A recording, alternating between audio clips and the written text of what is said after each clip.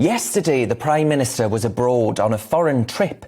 The British Prime Minister conducts many trips that often seek to boost British trade, interests and morale overseas. They're usually pretty plastic affairs, with understandably strict security and precious little actual interaction with real people of the host nation. Often the leaders are there for this obligatory photo op that was barely worth the cost to the taxpayer of transporting the leader and their security detail. However, folks, I think yesterday was different. The one that took place yesterday was quite something. It was a moment, I think, to feel immense pride in British foreign policy, and it was undoubtedly the most extraordinary of Boris Johnson's career. The Prime Minister was yesterday holding surprise talks with President Volodymyr Zelenskyy in the Ukrainian capital Kyiv, and it reminded me why this man and his mop of blonde is a unique politician. Boris has his mojo back. He isn't just another yes man, and he's able to be courageous when it matters.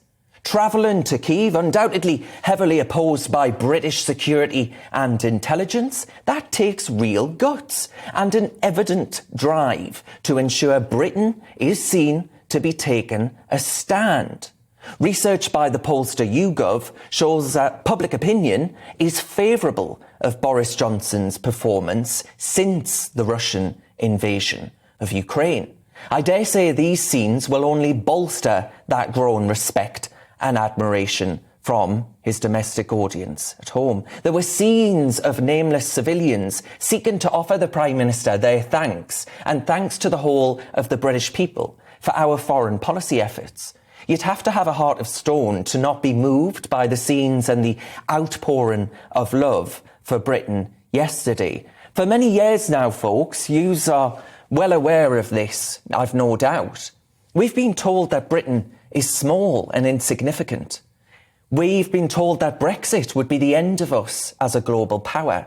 In our stellar support of the Ukrainian fight for freedom, we've seen, in my view, that this was defeatist nonsense. Thanks to the British people's vote to leave the EU, we've actually been able to announce the removal of tariffs on all imports from Ukraine and the reduction of regulatory barriers between our two nations. These measures mean the might of the British economy will be there to support Ukraine in its recovery. Ukraine can rely upon the British Lion's support. This, to me, I wonder, folks, I wonder if all of those who said we were absolutely nothing without France and Germany holding our hand, we were nothing without the Brussels conglomerate, that we were so diminished as a nation that we barely even existed without the EU club of 27.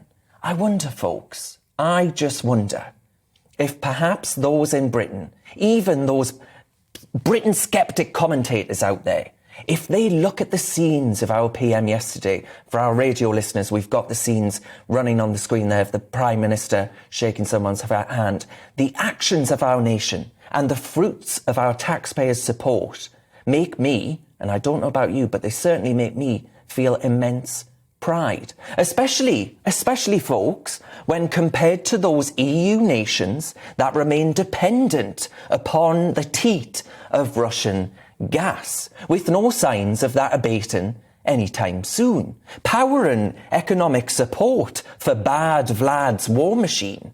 We may well be small, but we sure do know a thing or two about standing up to belligerent bullies. It's a moment, folks, I reckon, to admire both Britain and Boris for our leading role.